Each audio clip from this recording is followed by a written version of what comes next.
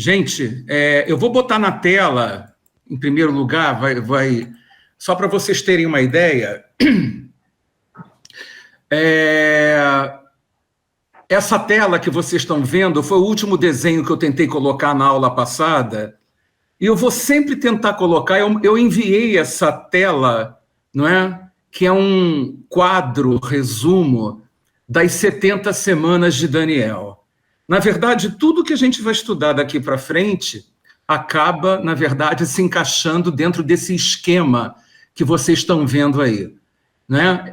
Essa linha maior, preta, que vocês estão vendo do lado esquerdo, no meio, é exatamente o período, né, que nós vimos na semana passada, entre a saída da ordem para restaurar e edificar Jerusalém e o final dessa linha, que é o final da 69ª semana, é onde o Messias, não é? Jesus entra em Jerusalém para ser aclamado rei de Israel, ok? E a segunda linha é a linha mais importante que nós vamos começar a ver a partir do capítulo 4, ok? Ok. Então, tá? Isso é uma coisa importante que eu quero que vocês entendam, que a gente vai precisar se familiarizar cada vez mais, não é? Se familiarizar cada vez mais com esse quadro. Cris, tudo bem? Obrigado, que foi a Cris que me orientou, me deu a dica, não é? Para colocar o quadro, facilitou, e o João Pedro, que é meu diretor, né, aqui, que acabou me ensinando como colocar isso aqui na tela. Então, todo dia, toda aula, a gente vai poder ver um pouquinho, não é? Mas eu coloquei isso, eu disponibilizei no grupo, não é? No Turminha de Yeshua, para facilitar todo mundo, né? Então, vale a pena você colocar no Word, imprimir, e sempre olhar aquele quadro, que aquele quadro é um quadro resumo importantíssimo para nós, tá? Especialmente, como eu falei, a partir do capítulo 4, né, quando a gente vai estudar as coisas que vão acontecer efetivamente no futuro, tá? Eu queria dizer uma outra coisa para vocês, para as aulas não ficarem muito maçantes, né? Tipo, sabe aquelas aulas antigas de professores que ficavam, classificação disso, agora escreva aquilo, e 2 pontos, e ficava aquelas listinhas embaixo, né? Então, por exemplo, as formas de interpretação do Apocalipse, como a forma idealista, a forma historicista, preterista, futurista, e as formas como a gente interpreta o milênio, que é importantíssimo, não é? Ou através do amilenismo, ou pós-milenismo, ou pré-milenismo, não é? Nós vamos estudar aos pouquinhos cada uma dessas definições, não é? E eu vou tentar mostrar para vocês por que é que eu tenho uma posição, porque é impossível, né, a gente ministrar alguma coisa sobre o final dos tempos, sobre escatologia, incluindo o Apocalipse, sem que a gente tenha uma posição definida, e aí a gente vai mostrando por que tem. Mas eu quero mostrar também para vocês, ao longo do tempo, por que é que eu não penso das outras maneiras. Eu vou exemplificar e tentar mostrar, e a gente vai ver isso a partir da aula que vem, não é? Eu vou tentar... Vou tentar criar uma forma mais dinâmica, não é, para a gente poder absorver esse ensinamento. Hoje a gente vai começar efetivamente a ler Apocalipse. Nós vamos lá para Apocalipse, no capítulo 1, capítulo 1. Tem alguns itens do capítulo 1 que eu vou parar um pouco, porque a grande maioria das pessoas passa batido em relação a isso, ok? Não é? A grande maioria passa batido. Mas, como nós não temos compromisso, a não ser com o Senhor, a gente vai aprendendo aos pouquinhos, né? Apocalipse, os 3 primeiros versículos de Apocalipse, dependendo da versão, não vou sugerir versão nenhuma, não é? Porque são muitas versões que nós temos hoje em dia. Eu acho que, nesse momento, o cerne da questão não é essa, é a gente poder entender a essência, então não vão ser, a não ser que a gente possa julgar uma aberração, certos tipos de tradução, mas a grande maioria não é. O que pode divergir são comentários, né? E isso sim realmente divergem. Então vamos lá, o primeiro versículo diz revelação de Jesus Cristo que Deus lhe deu para mostrar aos seus servos as coisas que brevemente devem acontecer. Ele as enviou pelo seu anjo e as notificou ao seu servo João. Vamos até o número 3, o qual testificou da palavra de Deus, do testemunho de Jesus Cristo, de tudo o que viu. Bem-aventurado aquele que lê, bem-aventurados os que ouvem a palavra dessa profecia e guardam as coisas que nela estão escritas, porque o tempo está próximo, né? Maravilha. Então, a primeira coisa que a gente precisa aprender aqui é que a palavra Apocalipse, né, em grego, ela significa efetivamente revelação. Ela significa o desvendamento, uma exposição de algo que antes era desconhecido e que a partir desse momento vai ser conhecido, ok? Isso é o que significa realmente a palavra Apocalipse. Outra coisa, quando você pega o original grego de Apocalipse, ele começa dizendo assim, Apocalipsis Jesus Christus. Então você não tem uma preposição, e todas as traduções na língua portuguesa trazem assim, revelação de Jesus Cristo.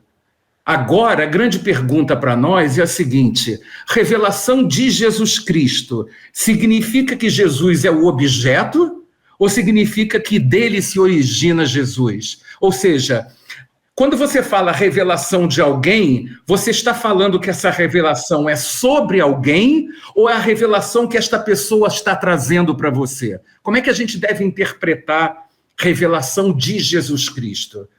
A grande maioria dos comentários, e eu também sou a favor, é revelação de Jesus Cristo, significando que é uma revelação a respeito dele. Embora a língua grega permita que você entenda que é uma revelação dele, que ele está revelando, não é? Mas, na verdade, é algo que vai falar, não é? É algo que vai falar, é uma revelação de Jesus Cristo, não é? É uma revelação que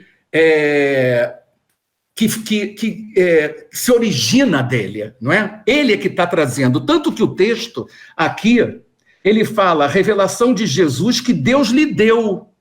Se Deus lhe deu, Deus está falando alguma coisa para ele, está se originando dele, não é algo que está falando necessariamente a respeito dele, embora fale também a respeito dele. Mas o mais importante, na minha maneira de ver, é entender que é uma revelação cuja origem é o próprio Senhor, não é? E ele diz aqui, enviou pelo seu anjo e as notificou ao seu servo João. Beleza, então João é a grande figura desse livro, nós sabemos disso. É o apóstolo João, o qual testificou da palavra de Deus, do testemunho de Jesus, de tudo que viu. Em outras palavras, o grego original, ele está falando aqui, é uma palavra grega que se fala martureu, que significa o seguinte, João, que ele mesmo escreveu, e é como se ele dissesse, gente, pode acreditar em mim, eu estou falando a verdade, eu estou testificando, eu estou dando um testemunho favorável a tudo aquilo que vocês vão ver escritos nesse livro, ok?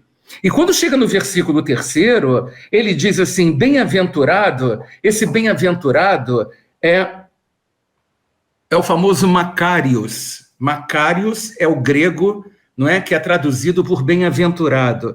Então, bem-aventurado aqueles que leem, os que ouvem, os que guardam as profecias, as coisas que estão escritas aqui nesse livro, e ele termina e diz assim, nesse verso 3, pois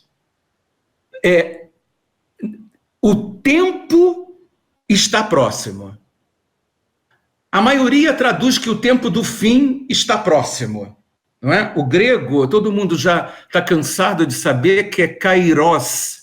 Esse kairos do grego significa era, significa época, não é? Mas quando você está estudando realmente escatologia, essa palavra kairos significa tempo do fim, né? Mas a tradução verdadeira de kairos não é porque a era está terminando, na verdade, já está chegando o final, né? O final da volta do Senhor, é isso que João está escrevendo aqui na realidade, ok? Não é? Tá próximo. Agora, vocês imaginem se esse livro, a gente vai ver isso provavelmente na aula que vem, a autoria, a data, mas imagina ele sendo escrito no ano 90, não é? Depois de Cristo, e ele escrevendo ali naquela época, há quase 2.000 anos, que o tempo está próximo. Imagina hoje, né? Se estava próximo há 2.000 anos atrás, imagina hoje o que estaria na verdade, não é? Como é que a gente vai definir essa questão temporal, não é? Muito bem. Só para vocês terem uma ideia para ilustrar, nesse versículo 3 nós lemos uma bem-aventurança, não é? Bem-aventurado aqueles que leem e bem-aventurados os que ouvem as palavras da profecia e guardam as coisas que nelas estão escritas. No livro de Apocalipse, tudo é 7, 7, 7, 7. 7 selos, 7 trombetas, 7 taças da ira, e por acaso também são 7 bem-aventuranças. Então, não é? Existe a bem-aventurança que eu acabei de ler, em Apocalipse 1, 3. Existe Apocalipse em 14, 3, que diz: e ouvi uma voz do céu que me dizia, escreve, bem-aventurados os mortos, que desde agora morrem no Senhor. Sim, diz o Espírito, para que descansem dos seus trabalhos e suas obras os sigam. Em Apocalipse 16, 5, está escrito: eis que venho como ladrão, bem-aventurado aquele que vigia e guarda as suas vestes para que não ande nu e não se vejam as suas vergonhas. Em Apocalipse 19, 9, está escrito: e disse-me, escreve, bem-aventurado aquele que vigia e guarda as suas vestes, para que não ande nu. Essa eu já li, né? Então, em Apocalipse 19, 9, perdão, e disse-me, escreve, bem-aventurados aqueles que são chamados à ceia das bodas do Cordeiro. E disse-me, estas são as verdadeiras palavras de Deus. Em Apocalipse 20, no verso 6, está escrito: bem-aventurado e santo é aquele que tem parte na primeira ressurreição. Sobre estes não tem poder a segunda morte, mas serão sacerdotes de Deus e de Cristo e reinarão com ele 1000 anos. Apocalipse 22, verso 7. Eis que cedo venho, bem-aventurado aquele que guarda as palavras da profecia desse livro. E por fim, Apocalipse 22, 14. Bem-aventurado aqueles que guardam seus mandamentos, para que tenham direito à árvore da vida e possam entrar na cidade pelas portas. Ok? Isso tudo vai estar, quem quiser ouvir de novo, vai estar na gravação, não é? Quem quiser copiar depois, não tem problema, ok? Depois a gente parte para um segundo trecho do livro de Apocalipse, que é chamado de Saudações e Doxologia. Muita gente já deve ter lido essa palavra, né, doxologia na Bíblia, e muita gente com certeza não se interessou muito em saber, mas a doxologia é uma forma, vamos dizer assim, litúrgica, né, dirigida a Deus em forma de louvor. Tá? É uma forma, tem até um trecho que eu gosto muito, que não precisam abrir agora, mas lá em Romanos, no capítulo 16, diz assim, vocês vão entender, guardem isso como exemplo, para vocês sempre entenderem o que é uma doxologia. Diz assim: ora, aquele que é poderoso para vos confirmar, segundo o meu evangelho, e a pregação de Jesus Cristo, conforme a revelação do mistério que desde os tempos eternos esteve oculto, mas que se manifestou agora e foi dado a conhecer pelas escrituras dos profetas, segundo o mandamento do Deus eterno, a todas as nações para a obediência da fé. Ao único Deus sábio seja dada a glória por Jesus Cristo para todo sempre. Amém. Isso está em Romanos 16, de 25 a 27. Então, é um elogio. Notem que eu acabei, como termina o livro de Romanos, ele fala: ao único Deus sábio seja dada a glória por Jesus Cristo para todo sempre. Amém. É uma forma de louvor a Deus. Isso se chama doxologia. Pois bem, então João, ele começa aqui no versículo 4, ele diz o seguinte: João às 7 igrejas que estão na Ásia, graça e paz a vós outros, da parte daquele que é, que era e que há de vir, e da parte dos 7 espíritos que estão diante do seu trono, e da parte de Jesus Cristo, que é a fiel testemunha, o primogênito dos mortos, e o príncipe dos reis da terra, aquele que nos ama e em seu sangue nos lavou dos nossos pecados. Muito bem. Olha só que coisa tremenda, não é? Que estamos lendo nos versos 4 e 5. Ele está dizendo, não é? Ele está dizendo da parte de quem? João às 7 igrejas, ele está dizendo paz, graça, da parte de quem? Vamos começar a ver com calma aqui. Prestem muita atenção, que isso para mim é muito importante. Vamos lá. Primeiro, daquele que é, que era e que há de vir. E normalmente essa pessoa que é, que era e que há de vir, ela se confunde tanto como o pai como o filho.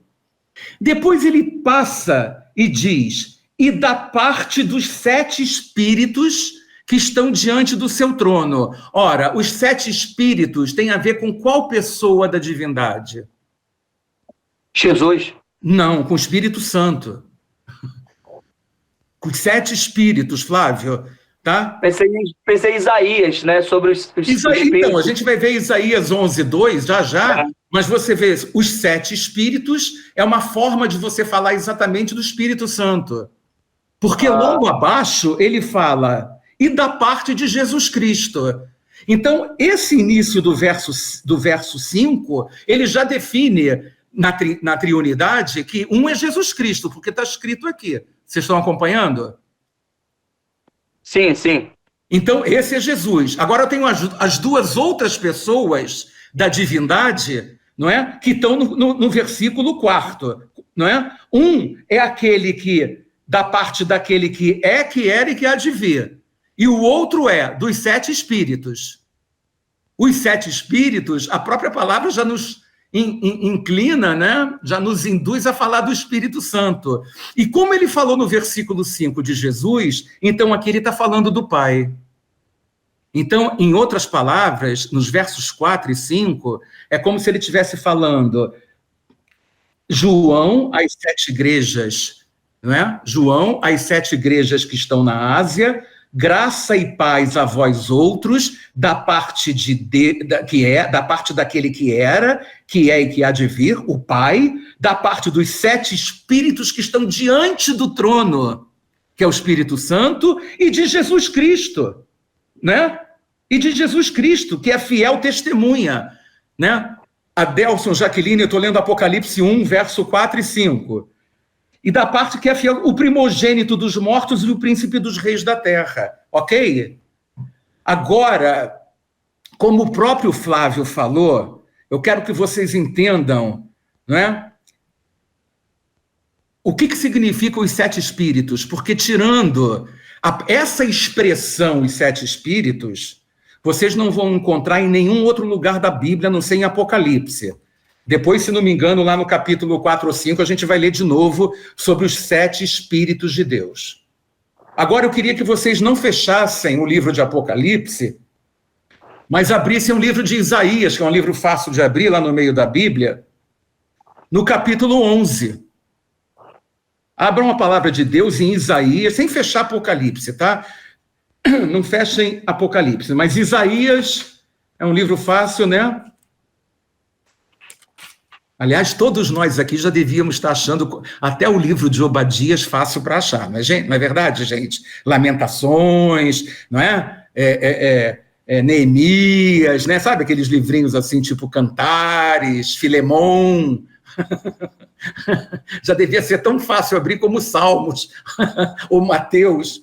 Mas vamos lá. Isaías, não é brincadeira, gente, né? Isaías capítulo 11, versículos 1 e 2, acompanhem comigo. Na minha versão, diz assim: do tronco de Jessé brotará um rebento, e das suas raízes um renovo frutificará. Agora eu quero que vocês contem comigo aqui. Repousará sobre ele, ou seja, sobre o renovo. Viu, Flávio? repousará sobre ele, sempre o Espírito sobre o renovo, ok? O que repousará sobre ele? 1, o Espírito do Senhor. 2, o Espírito de sabedoria. 3, de inteligência. 4, o Espírito de conselho. 5, o de fortaleza. 6, o Espírito de conhecimento. E 7, o Espírito de temor do Senhor. Vocês entendem que o livro de Apocalipse é um livro de consumação? A gente só vai entender ele se a gente entender a palavra. Então, olha como é que o Espírito Santo é tremendo. Ele nos leva a um texto único, lá de Isaías 11, verso 2, para a gente poder entender graça e voz da parte daquele que era e que há de vir, dos sete espíritos e de Jesus Cristo. Então, eu estou falando dos sete espíritos. E tem uma coisa muito importante nessa lista dos sete espíritos. É que o primeiro é o Espírito do Senhor. Guardem isso e eu vou mostrar agora para vocês algo tremendo que o Senhor me mostrou. Mostrei para algumas pessoas, eu não me lembro quem. Eu vou botar na tela, graças à minha amiga Cris, né? O sorriso dela, que bonito, tá vendo? Mas eu vou botar aqui e eu quero que vocês entendam, primeiramente, eu vou botar uma foto aqui. Essa daqui eu vou compartilhar, quero que vocês vejam essa foto. E vocês estão entendendo, essa foto quer dizer esse desenho, não é? Vocês estão entendendo perfeitamente. Guardem muito bem a imagem agora dos braços de Jesus e do corpo dele na haste da cruz, ok? Óbvio que todos nós conhecemos isso muito bem. Agora eu quero mostrar uma outra coisa para vocês agora. Eu quero que vocês vejam agora esse outro slide aqui. Desculpe que está torto, não teve jeito. Tenta entender que lá atrás da haste do meio, vocês estão vendo isso é a menorá, é o candelabro. Vocês estão vendo que os braços de Cristo estão fazendo exatamente, eu tentei colocar a foto, o primeiro slide, atrás do candelabro. 1, 2, 3, 4, 5, 6, 7. Olha os 7 Espíritos de Deus. Vocês estão acompanhando? Olha os 7 Espíritos. Vocês têm os 7 Espíritos. Olha como é que os braços curvos de Jesus na cruz, eles imitam exatamente o formato do candelabro. Vocês estão acompanhando? E agora, eu quero que vocês entendam que tem essa haste maior do meio. E eu falei antes para vocês, quando nós começamos a descrever os 7 Espíritos de Deus, quem é que está exatamente no meio? Não é o Senhor? Pois este é o Espírito do Senhor. É o primeiro da lista de Isaías 11, 2. As outras 6 eu não sei dizer para vocês. Nunca tive revelação sobre isso. Mas esta haste do meio, que coincide com a cruz de Cristo, é o Espírito do Senhor. E os outros 6 são o espírito de sabedoria, de inteligência, de conselho, de fortaleza, de conhecimento e de temor do Senhor. Esses são os 7 espíritos.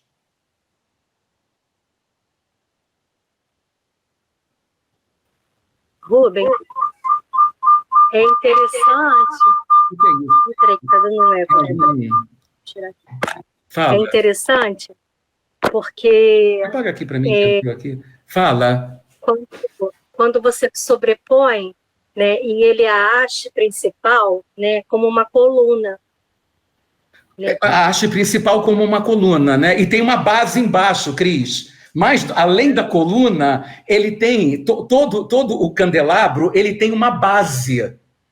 Você está entendendo? Uhum. Como se fosse realmente uma rocha. Ou seja, tudo está ali sobre ele, na realidade. E eu quero que vocês entendam o seguinte. Quando a gente estuda Isaías 61:1, por exemplo, Flávio, lá em hebraico, né, se fala Ruach Adonai Alai, o Espírito do Senhor está sobre mim. Sempre o Espírito acompanha, não é? o corpo de Cristo, acompanha Jesus. Quando ele sai das águas do Jordão, não é? E as pessoas têm uma visão, qual visão que elas têm? Elas têm a visão de que uma pomba, né? Uma coisa corpórea pousa sobre ele, e todos nós sabemos o que representa isso, não é? E quando você também, voltando agora lá para Apocalipse, quando você vê lá no final, né, em Apocalipse, se não me engano, no capítulo... Deixa eu dar uma lida rápida aqui. Ele diz aqui, ele tinha 7 chifres e 7 olhos, que são os 7 Espíritos de Deus, enviados por toda a terra. Apocalipse 5, verso 6. Não é? João viu como que 7 chifres sobre o cordeiro. A gente vai estudar isso. Esses 7 chifres não são 7 chifres de boi. Ele viu, na verdade, o candelabro. O que ele viu foi o Espírito Santo manifestado daquela maneira sobre Jesus. Então, não tem como Jesus andar sem o Espírito. Da mesma forma nós, porque nós somos o corpo. Então, se nós somos o corpo de Cristo, não tem como a gente, não é, caminhar se não tivermos o Espírito Santo. Isso faz parte, não é? Se ele, que é o cabeça, não é? Se o Espírito está sempre sobre ele, que dirá sobre o corpo.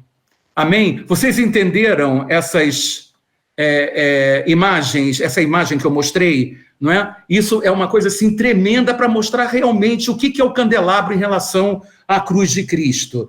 Muito bem, vamos continuar, nós estamos no 1, né? No versículo 6. E nos fez reino e sacerdote para o seu Deus, a ele seja glória para todo sempre. Então, esse texto que a gente está lendo agora é o mesmo texto que a gente lê em 1 Pedro 2,9, não é? Concorda, Flávio? O Flávio está fazendo assim. É isso, não é? O que é o 1 Pedro 2,9? Vós, porém, sois raça eleita, não é isso?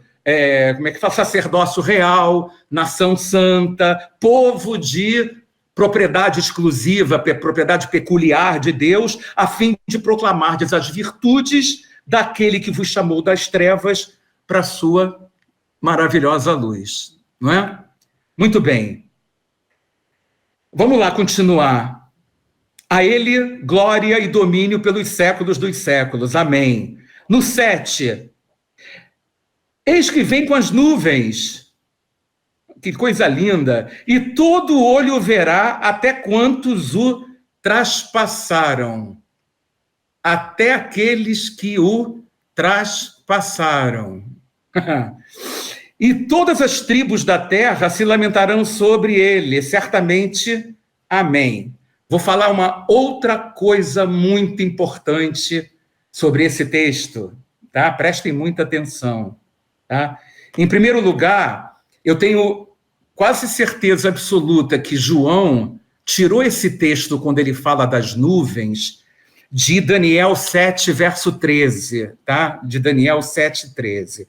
Lá em Daniel 7,13 está escrito assim: eu estava olhando nas minhas visões de noite, e eis que vinha com as nuvens do céu, um como o filho do homem. Então, olha como é que Daniel é o Apocalipse do Antigo Testamento, né? Ok? Então, lá em Daniel 7,13, aí ele diz: e dirigiu-se ao ancião de dias e o fizeram chegar até ele. O ancião de dias é figura do pai, não é? Naqueles textos proféticos do livro de Daniel, tá? Mas tem uma coisa muito importante aqui, que ele diz: até quantos o traspassaram, não é? O verão. Aí a pergunta que eu queria fazer para a gente meditar junto é: quem traspassou Jesus? Todos nós sabemos, não é? Os católicos dizem que foram os judeus, não é? Os judeus dizem que foram as lanças romanas. Na verdade, eu sempre nossos pecados. Hã? Os nossos pecados, né, que transpassaram. É lógico, foi você, Miguel. Miguel, o pecador aqui só tem o Miguel, né? Foi Miguel, foi a Cris, foi Flávio, fui eu, fui a Adelson, foi a Jaqueline, né? Todos nós, foi o Zé Adelson, todos nós, não é? Acabamos transpassando Jesus. Mas tem uma palavra que eu queria ensinar, eu queria ministrar para vocês a respeito desse traspassar, e eu vou botar essa tela aqui para vocês também agora, em Zacarias 12:10. Tá? É um texto sobre Zacarias 12:10, que eu queria compartilhar com vocês aqui na tela. Tá? Em Zacarias 12, no verso 10, tá? Quem quiser abrir, né? Todo mundo sabe que é o penúltimo livro, né, do Antigo Testamento. Lá em Zacarias 12, no verso 10, diz assim: sobre a casa de Davi, sobre os habitantes de Jerusalém, derramarei o espírito de graça e de súplicas. Aí começam a quantidade de traduções, porque dizem: olharão para mim a quem traspassaram e o prantearão como quem pranteia por seu filho único. Outros dizem: olharão para aquele a quem traspassaram, olharão para... Olha, aí eu fiz um quadrinho aqui só para vocês entenderem, tá? Que coisa tremenda esse texto. Esse texto no hebraico, nessa primeira frase que está escrita aí, transliterada, diz: Veribtu elai et asher dakaro. Vocês estão acompanhando? A primeira frase que está em português, transliterada do original hebraico. Veribtu elai et asher dakaro. E olharão para mim. Essa é a versão mais tradicional, a quem traspassaram. Mas os judeus, de um modo geral, porque todo esse texto, todo esse contexto de Zacarias 12, não é? Ele fala de Jeová, ele fala de Jeová. E quem está sendo traspassado, é só vocês lerem todo o contexto do capítulo 12, vocês vão ver que é Jeová que está sendo traspassado. E, obviamente, os rabinos não suportam. Eles dizem que é impossível que um espírito, não é, seja traspassado, porque eles não têm a revelação. Então, veja, eu fui pesquisar, gente, não é brincadeira não, em mais de 40 Bíblias diferentes, para ver as traduções que melhor se encaixavam nesse texto. Uma foi a Peshitta, que diz o seguinte: então me verão por meio de quem traspassaram. Essa segunda frase que está aí. Então me verão por meio de quem traspassaram. Ou seja, o Pai será visto através do Filho. A Nova Versão Internacional tem uma tradução boa, que eu gosto muito, que diz: olharão para mim aquele a quem traspassaram. Aí a coisa se encaixa perfeitamente. É essa versão que eu estou aqui, que é muito legal mesmo. Não é verdade? Essa resume muito bem. Mas, literalmente, o que está escrito nesta versão é: verão a mim, e eu botei entre colchetes, Jeová, o rei de Israel, o Messias, o redentor de Israel, o primeiro, Aleph, e o último tal a quem traspassaram. Por que eu escrevi isso? Voltem para o primeiro texto que eu transliterei, que está escrito: Veribtu elai et asher dakaro. Essas duas letrinhas que eu transliterei por et, vocês estão vendo? T.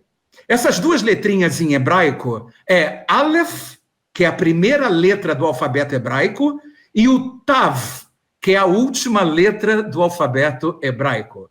É como se fosse o alfa e como se fosse o ômega, o primeiro e o último. E quando os judeus olham para isso, os comentaristas judeus, eles não conseguem entender, porque na gramática hebraica, esse et não faz sentido nenhum estar nessa frase. Nenhum.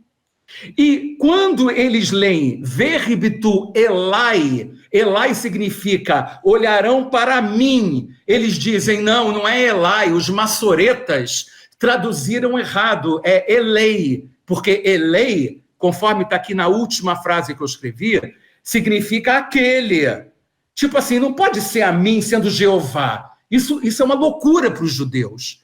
Então, quando você está lendo aqui Veribtu elai, olharão para mim, é como se tivesse agora um parêntese escrito Aleph Tav, alfa ômega. Se esse texto tivesse escrito em grego, seria alfa e ômega. Se fosse em português, seria AZ. Então, esse et, que vocês estão vendo escritos aí, transliterados, vem do original hebraico. E nós sabemos que isso é uma menção de Yeshua HaMashiach, de Jesus Cristo. A mesma coisa, só para vocês terem uma ideia, a mesma coisa acontece quando vocês estão lendo, por exemplo, o primeiro versículo da Bíblia, não é? Bereshit bara Elohim et hashamayim ve'et haaretz. Esse et é a mesma coisa. Não faz sentido gramatical hebraico, esse et está no original, está na frase. Mas eu quero passar para vocês, então, o que significa et. Quando alguém estudar hebraico e olhar um et, Aleph e o Tav, a primeira e a última letra do alfabeto hebraico, e não tiver consonância gramatical, podem ter certeza que ele está falando de Jesus Cristo. Dúvidas? Alguém entendeu ou deixou de entender? Flávio, está claro para ti? Cris? Ok. Senhor Adelson de Freitas? Tá beleza? Jaqueline, diz oi aí. Oi, excelente. Tá bom, então tá ótimo. Então vamos continuar, gente. Ok, no verso 8, então, voltando para Apocalipse 1, no verso 8, olha, eu não sei quem mais está aqui no grupo, ainda que está fechado, ninguém apareceu. Zé Adelson tá aí, não? Zé Adelson está aqui acompanhando comigo. Ah, tá contigo? Beleza. Então tá, vamos continuar então em Apocalipse. Miguel, para você tá claro? Perfeito, Rubens. Bom, no 8, que é o último trecho dessa doxologia, diz, olha que tremendo, eu sou o alfa e o ômega. Olha só o que a gente acabou de falar do et. E não está escrito aqui, mas está escrito do traspassaram. Olha que coisa tremenda. Ele fala, eu sou o alfa e o ômega. É como se ele dissesse aqui em hebraico, eu sou o Aleph Tav. Eu sou o Aleph e o Tal. Tá? O princípio e o fim, diz o Senhor. Aquele que é, que era e que há de vir, o Todo-Poderoso. Olha que coisa interessante. Quando nós estávamos lendo lá em cima, por isso que eu falei para vocês que confunde, no versículo 4, eu mostrei que aquele que é, que era e que há de vir, era o Pai.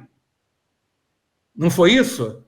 Porque os 7 espíritos seriam o Espírito Santo, e no verso 5 diz, e da parte de Jesus Cristo. Ok? Então, no versículo 4, aquele que é, que era e que há de vir é o Pai. Mas quando chega no versículo 8, já não se refere ao Pai, se refere ao próprio Filho, aquele que é, que era e que há de vir. Ou seja, eu e o Pai somos um. Vocês perceberam? Por quê? Porque ele está dizendo que é o alfa e o ômega. Quando a gente lê que quem é o alfa e o ômega, a gente se refere a que pessoa da divindade? A Jesus, né? Ok? Então, no mesmo texto, olha só, no versículo 4... aquele que é, que era e que há de vir é o Pai. E no versículo 8, aquele que é, que era e que há de vir é o Filho. O que não é novidade para nós, pode ser para quem não conhece a palavra, ok, gente? Não para nós. Thelma está acompanhando? Vamos lá, a partir do versículo 9 agora.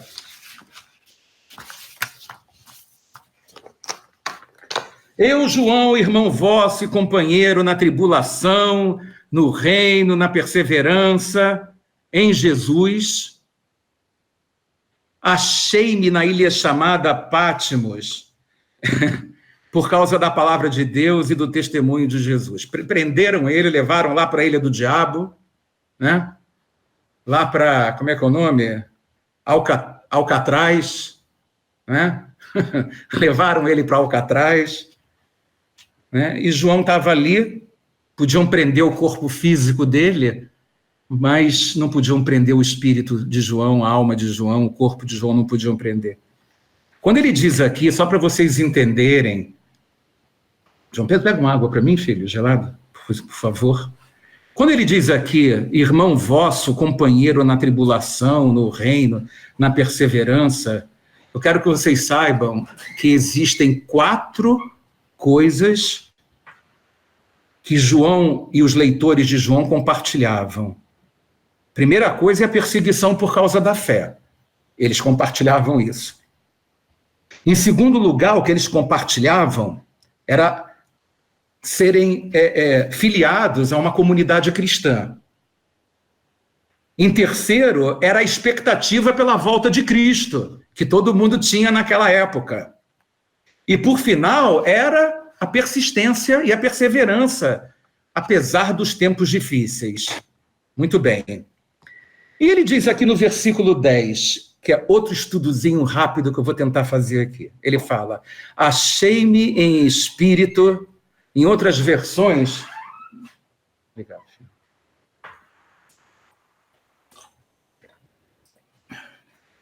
Em outras versões, ele fala, fui arrebatado em espírito. Depois ele sofre outro arrebatamento, ele passa por outro arrebatamento, lá no capítulo 4. As pessoas muitas vezes não percebem isso, não é?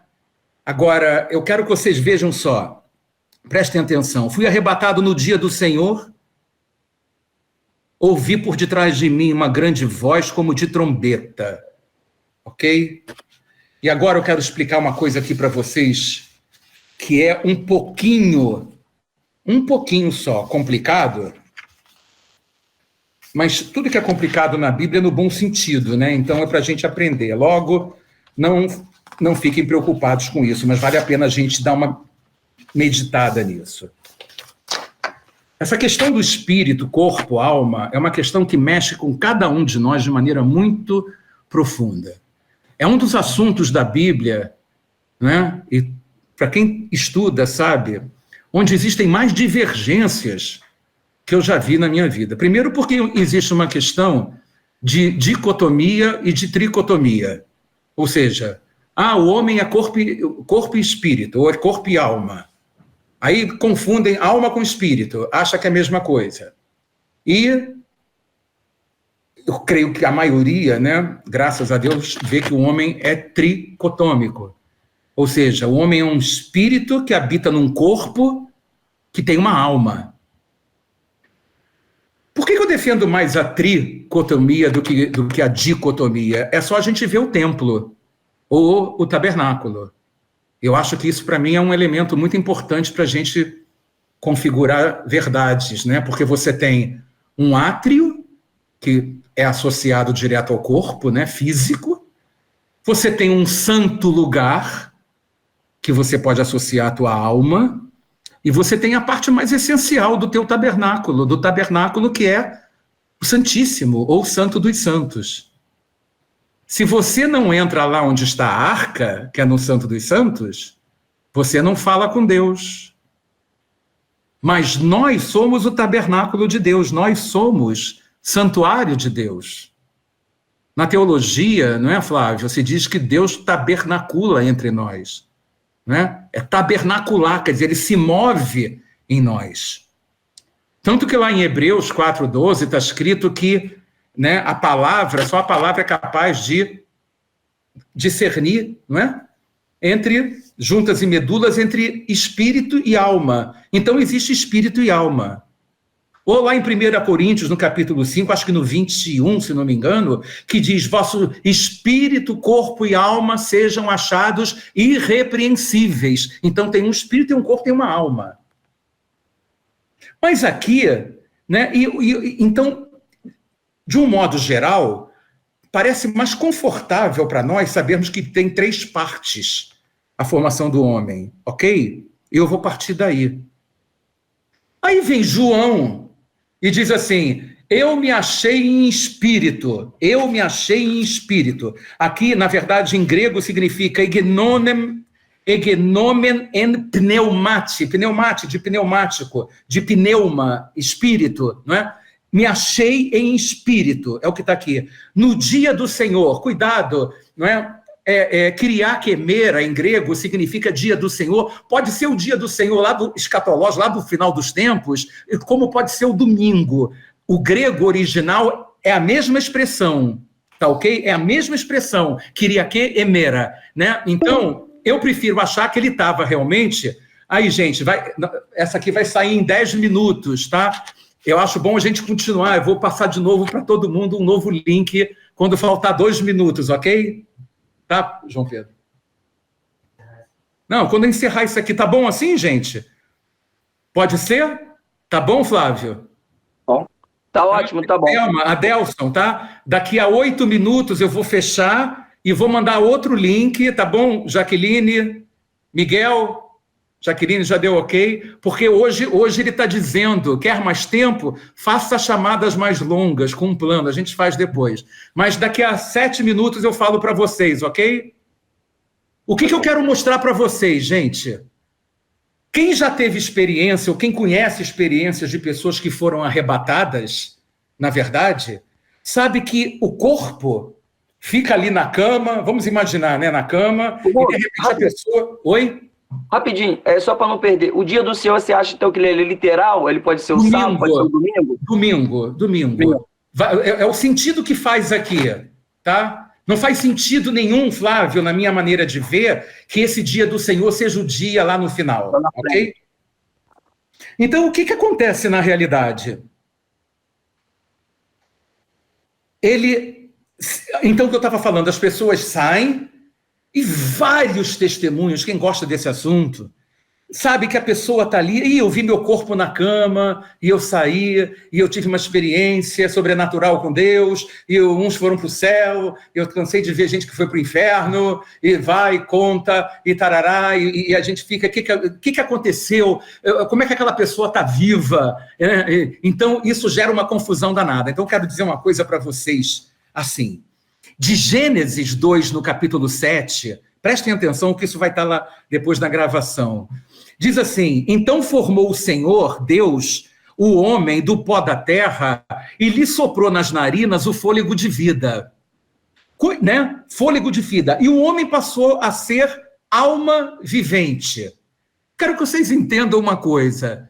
Imagina então, só para efeito didático, né? Deus ter feito um boneco do barro da terra... e tinha o nariz. Aí Deus vai lá com o sopro dele, que não é o meu sopro, é o sopro do Espírito Santo, é o sopro do Pai. Não é verdade? É algo santo. Ele vai lá nas narinas do boneco e faz assim, ó. Ele sopra.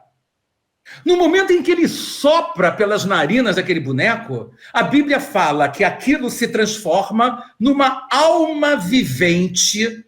Vejam só. Que em hebraico se fala nefesh hayah, e o espírito se forma. Mas como? Alma e espírito? Por quê? Que loucura é essa, Rubens? Olha só. Mas o que ele soprou nas narinas daquele boneco? Em hebraico se fala neshama. Prestem atenção. Em hebraico se fala neshama. Quando ele sopra neshama, forma-se nefesh, alma, não é? Torna-se alma e forma-se ruach, espírito. Vocês entenderam bem? Então tem 3 coisas aí. Primeiro, fôlego de vida. Desde Gênesis 2:7 é diferente de espírito. Acontece que no andar da palavra tem situações que os dois se confundem. Mas o primeiro versículo bíblico que nos chama a atenção de cor, de espírito, alma, cor e fôlego de vida é Gênesis 2:7. Vou repetir. Ele sopra neshama nas narinas. E aí, quando ele sopra, aquele boneco torna-se alma e forma-se ruach, o espírito. Presta bem atenção no que eu vou falar para você. A alma, nós sabemos, ela guarda memória, ela guarda desejos, vontades, emoções, intelecto, sonhos, consciência, etc, etc, etc. E o espírito que se formou em Adão é o Espírito Santo, é o homem espiritual. Porque olha o que ele soprou. Ele soprou o homem espiritual. Percebem? Com a alma, Adão não tinha como lidar com Deus, mas com o espírito, sim. Com o Ruach, sim. Então, na realidade, quando esse homem, que João diz aqui, que ele, não é, foi arrebatado, ele achou-se em espírito, é porque tanto a alma como o espírito são metafísicos, gente. O que é metafísico? Você não toca. Você toca no corpo físico, não é verdade? Mas na alma e no espírito você não toca. Então, muita gente que fala, estava em espírito. É por quê? Porque não estava no corpo. Então, tudo aquilo que não está no corpo é porque está no espírito. Mas tem coisas mais profundas, como eu estou explicando para vocês. De Neshama, que é o fôlego de vida, e de Ruach, que é o espírito, que é o sopro. Percebem a diferença? Então, o que eu quero dizer para vocês é assim, minha opinião agora, quando João, e quando essas pessoas que têm experiências também, são arrebatadas, se acham em espírito, na verdade, é o homem espiritual que está sendo arrebatado e a alma também. Minha opinião. E o que fica naquele corpo que está lá deitado? O fôlego de vida, que eu posso confundir com o espírito humano. É aquela, eu estou vivo.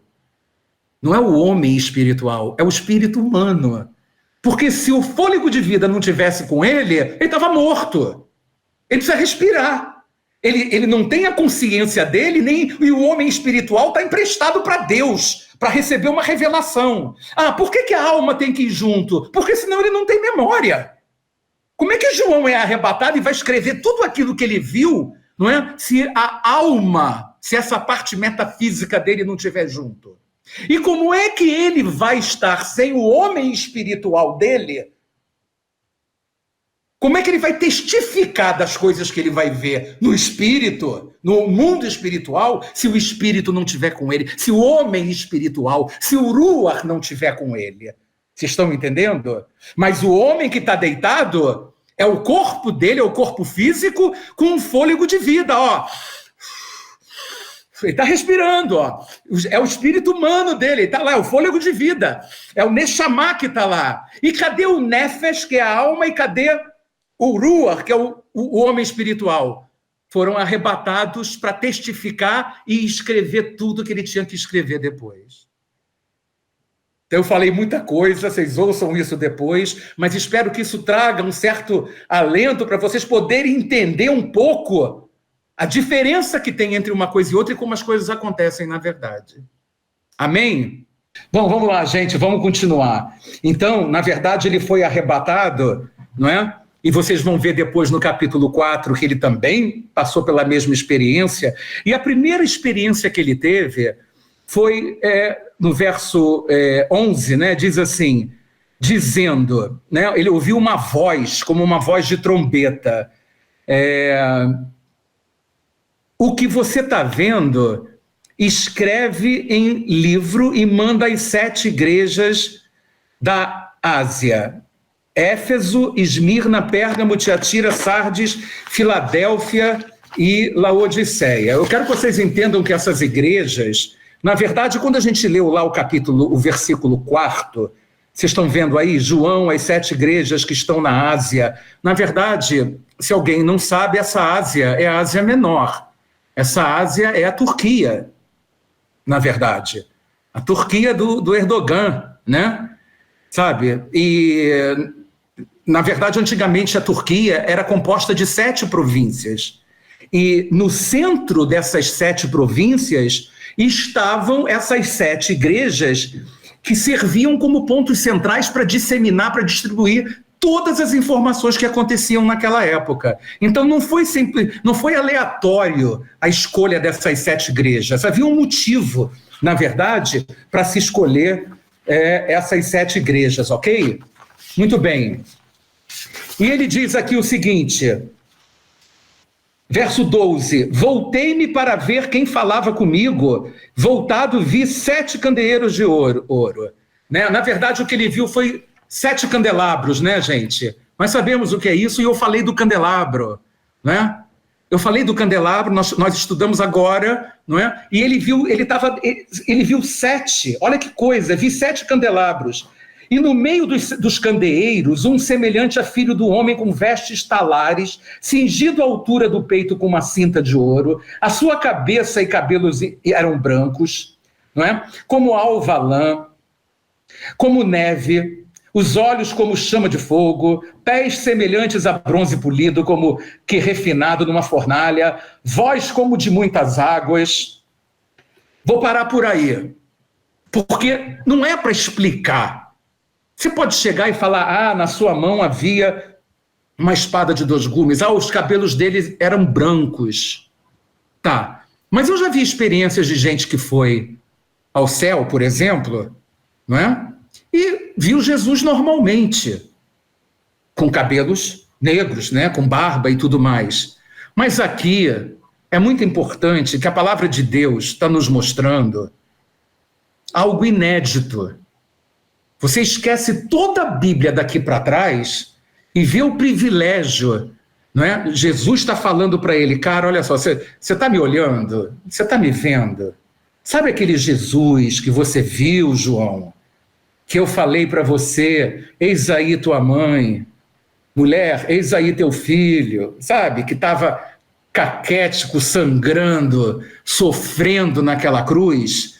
Dá uma olhadinha para mim agora, olha como é que eu estou. Para mim, o objetivo disso aqui é exatamente fazer um confronto na mente de João, daquele Jesus sofredor, daquele que veio pagar um preço por aquele que está glorificado, por aquele que era o justo, o servo, não é? Para aquele que se humilhou para mostrar agora a realeza dele. Eu sou rei, cara. Eu paguei um preço, eu sou o rei do... Arrepia, né, gente? Cá entre nós. Eu sou o rei dos reis, eu sou o senhor dos senhores. Olha para mim, dá uma olhada para essa glória.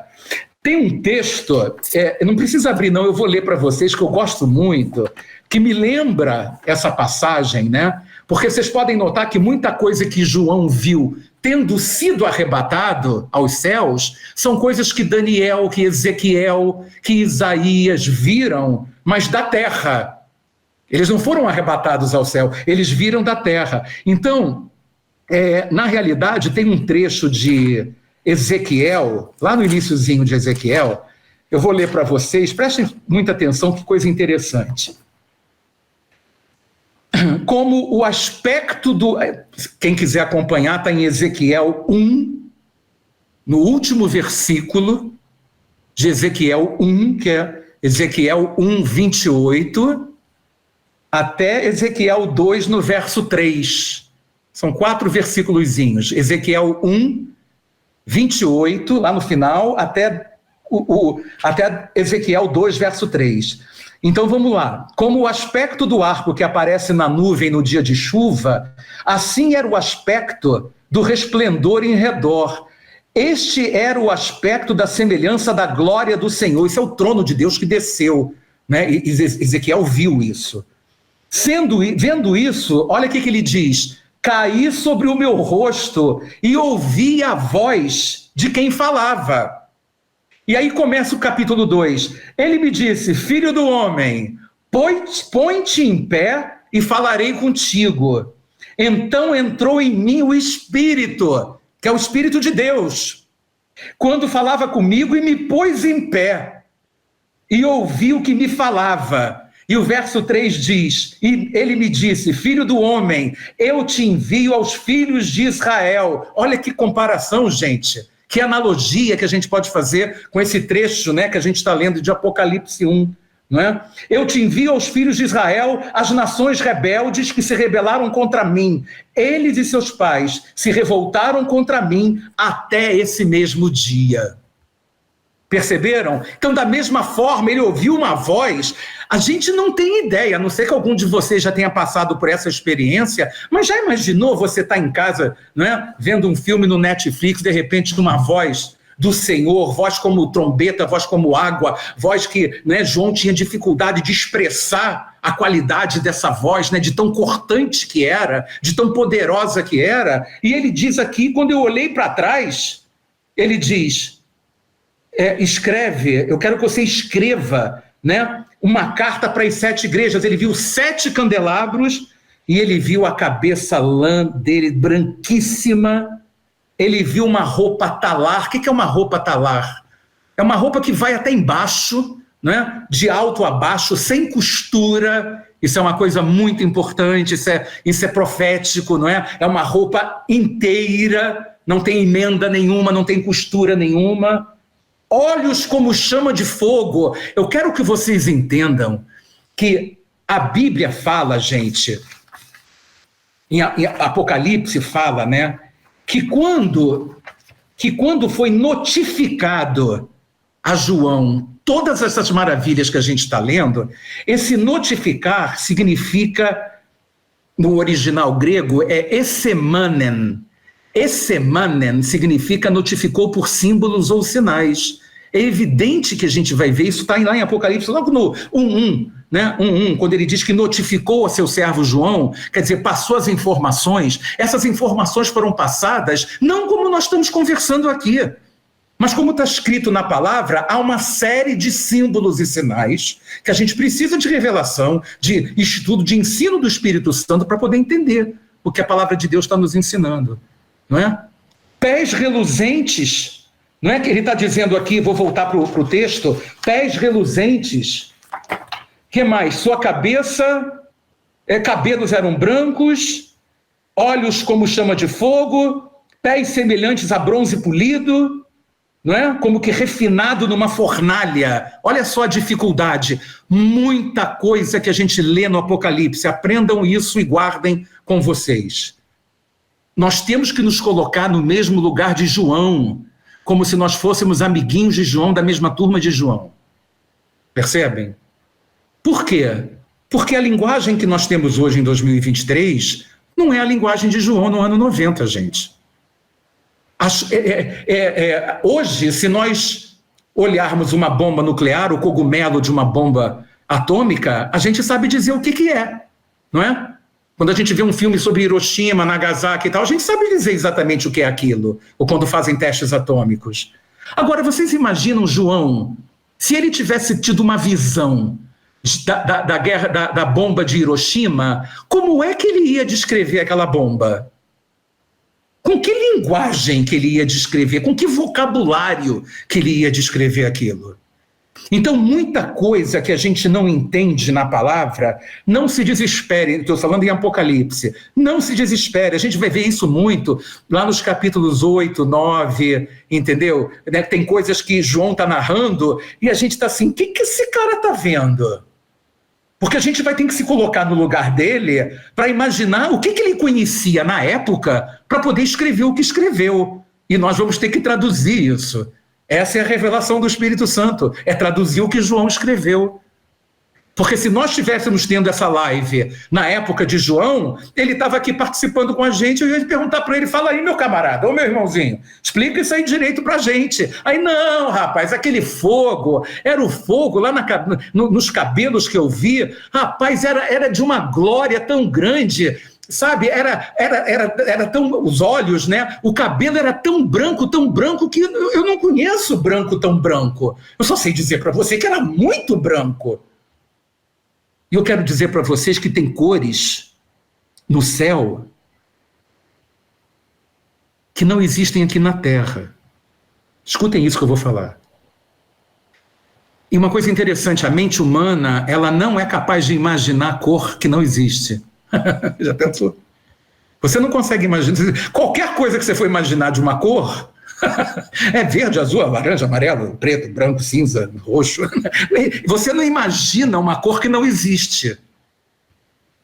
Essa foi a dificuldade de João.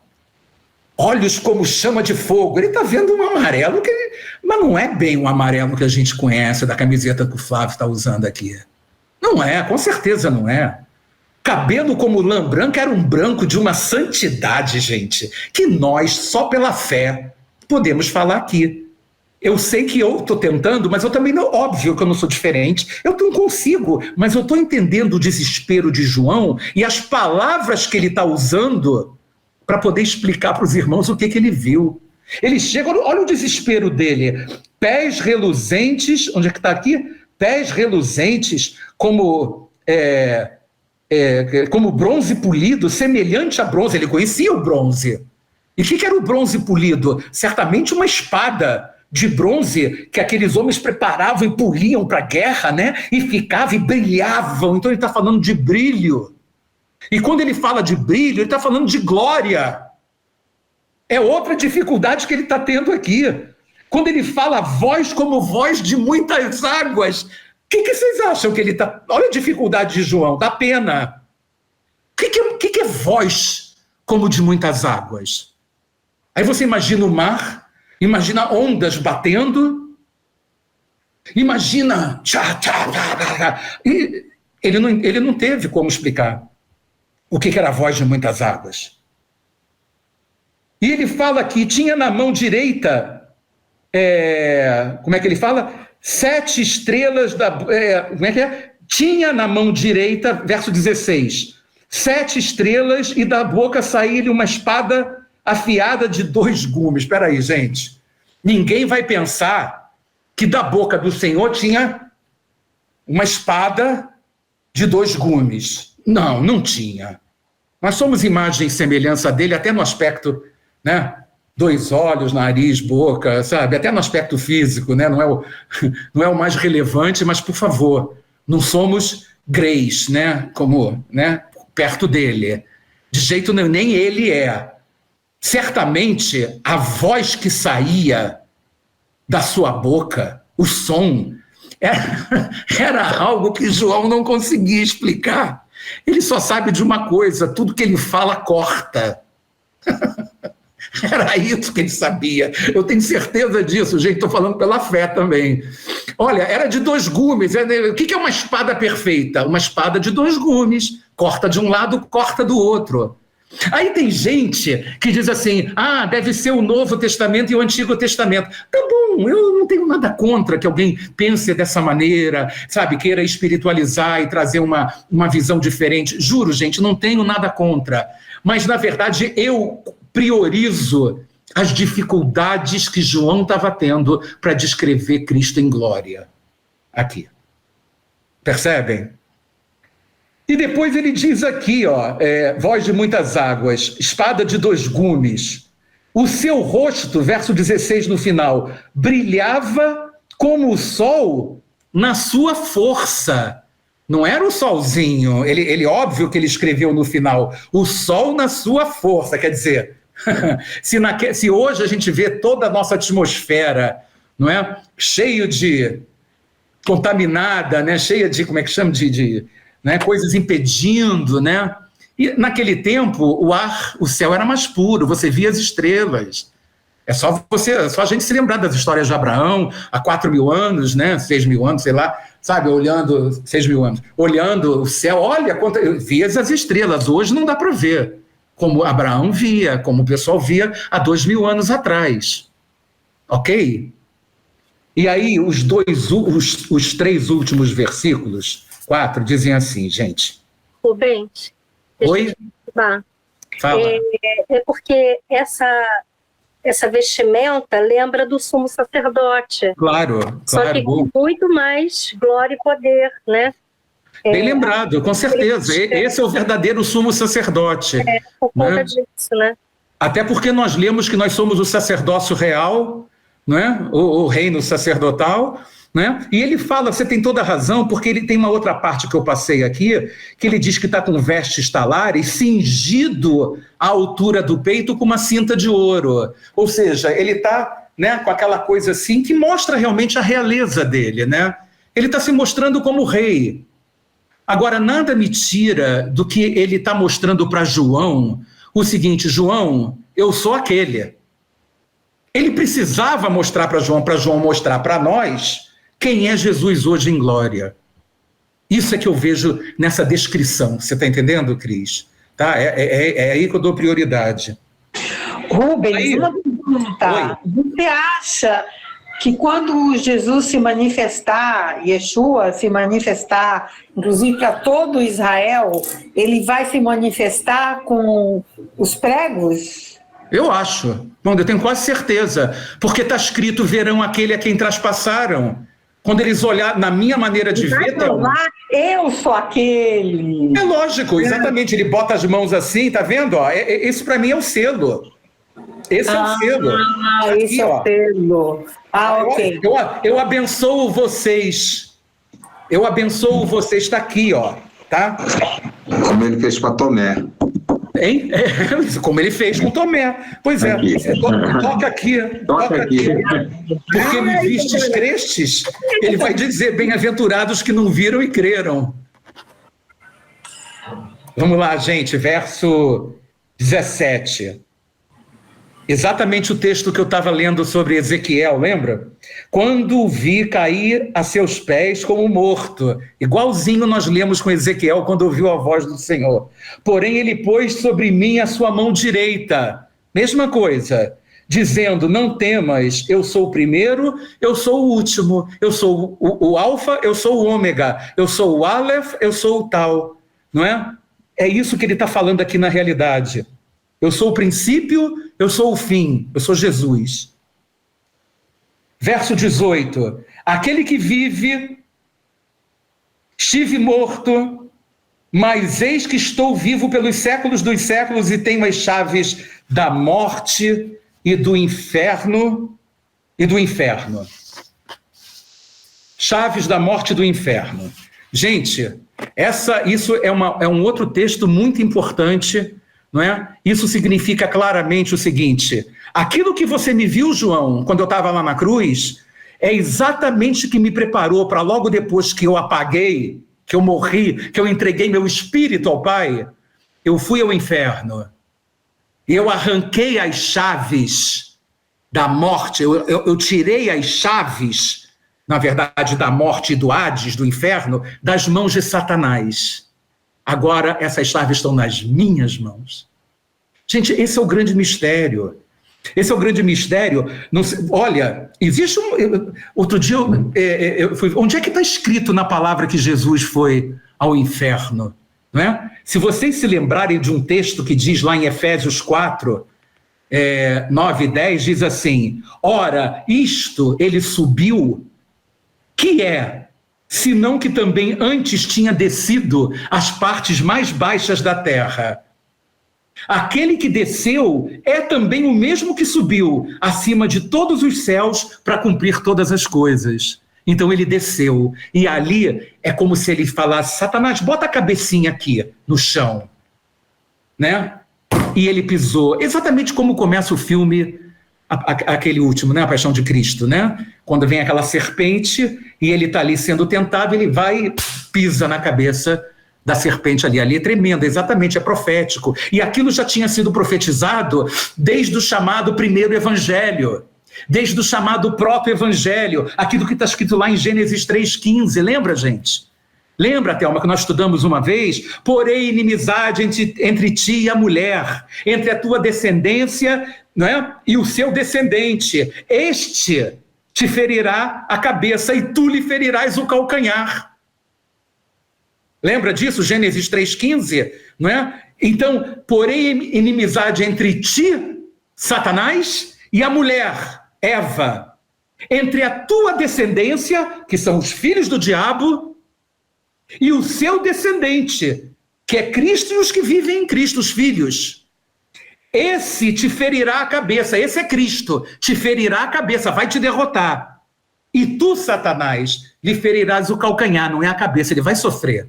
E ele sofreu, mas quem está com a cabeça achatada é Satanás. Então Cristo venceu.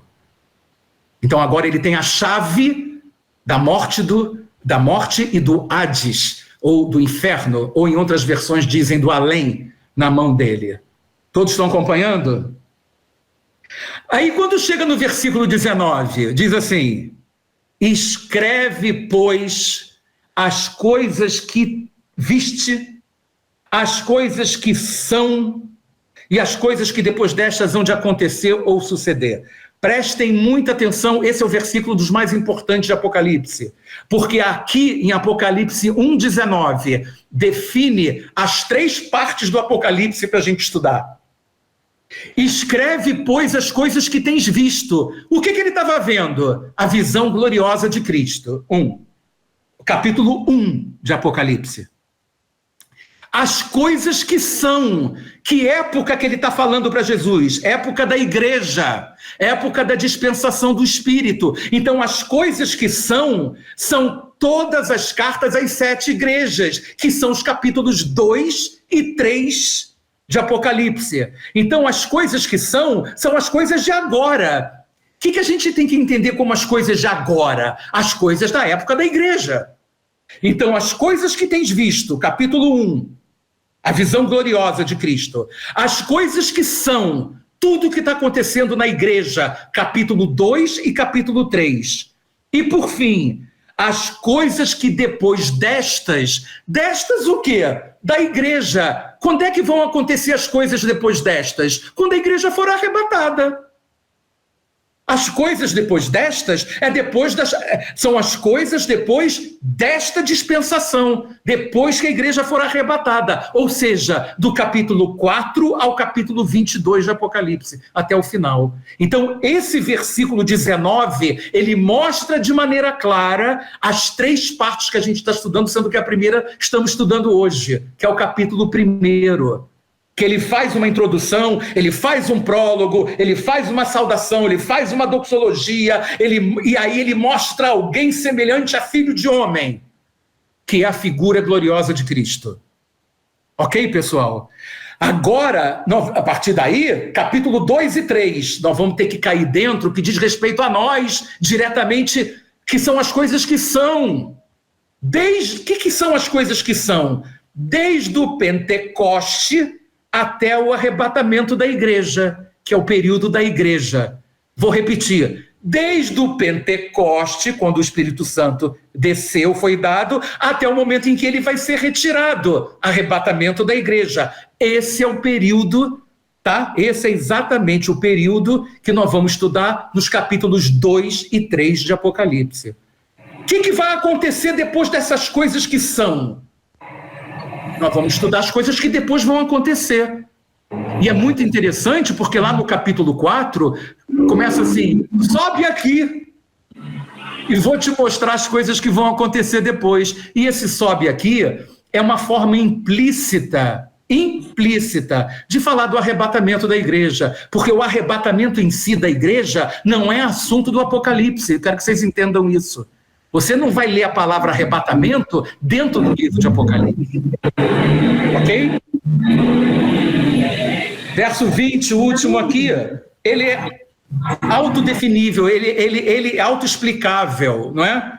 Quanto ao mistério das 7 estrelas que viste na minha mão direita e aos 7 candeeiros de ouro, as 7 estrelas são os anjos das 7 igrejas. E os 7 candelabros, 7 candeeiros, são as 7 igrejas. Ele está definindo e a gente vai estudar isso na frente. Quero que vocês saibam de uma coisa muito importante aqui, que é o seguinte: quando ele diz, são os anjos das 7 igrejas, as estrelas que ele tinha na mão. E quando a gente começar a estudar as cartas às 7 igrejas, sempre começa como? Lembra, gente? Ao anjo da igreja em tal, ao anjo da igreja tal, ao anjo da igreja tal. Aí muita gente diz, mas o que é o anjo? Cara, isso já me deixou doido. Será que é um anjo? Será que é o pastor, o presbítero? Será que é o bispo?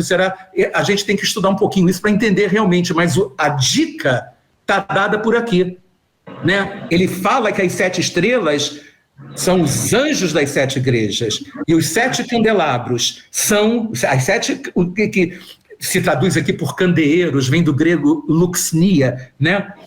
São as 7 igrejas. O que significa isso? Significa que quando ele viu Jesus andando, a visão de João, no meio da igreja.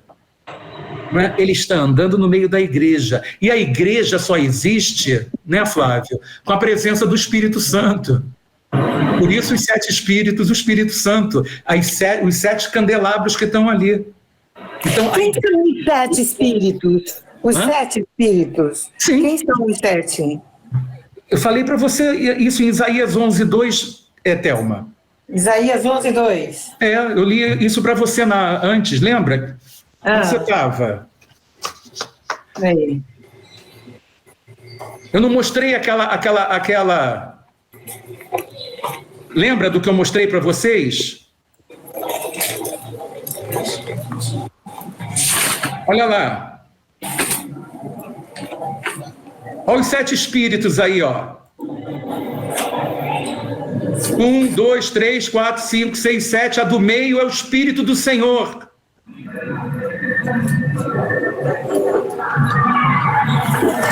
Ok.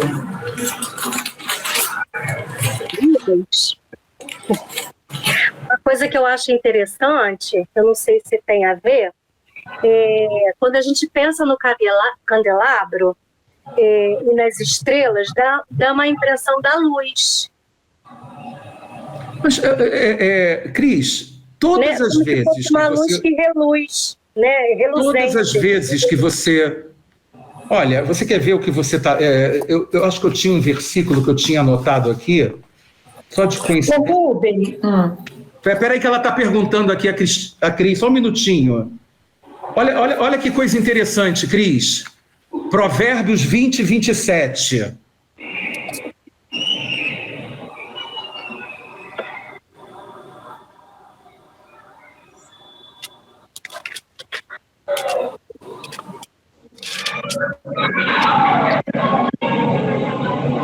Provérbios 20, 27, viu?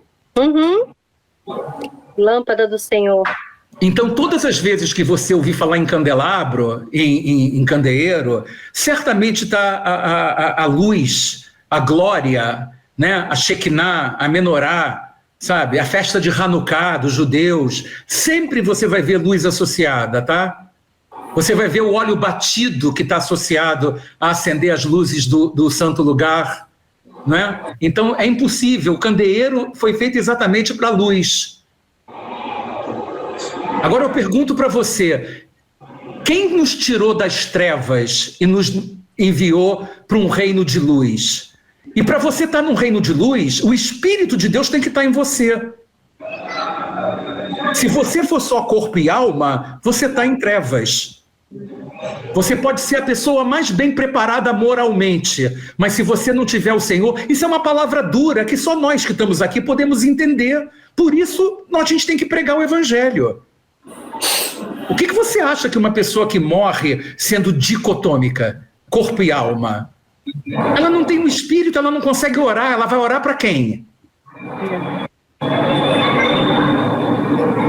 Fala, Thelma, você queria perguntar? Não, é que não ficou um pouco claro. Em Isaías 11, versículo 2, e repousará sobre ele o Espírito do Senhor, o Espírito de sabedoria, de entendimento, o Espírito de conselho, de fortaleza, o Espírito do conhecimento e temor do Senhor. Os espíritos... Quantos espíritos você contou aí?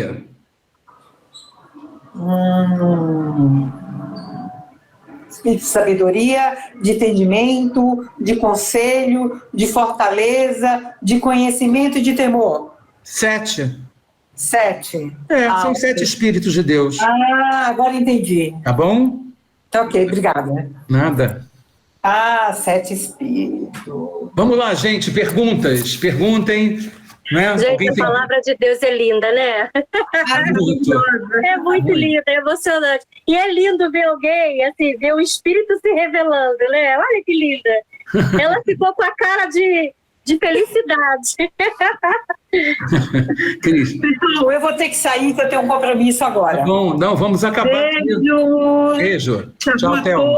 Para todos. Gente, semana que vem a gente continua. Tamo junto. Perguntem, coisa que ninguém faz, mas podem perguntar, sabe? O pessoal tá craque demais, sabendo tudo, entendeu? Então... Quem dera! Fique à vontade. É que a gente tá com um balde, assim, só botando dentro dele, assim, ó.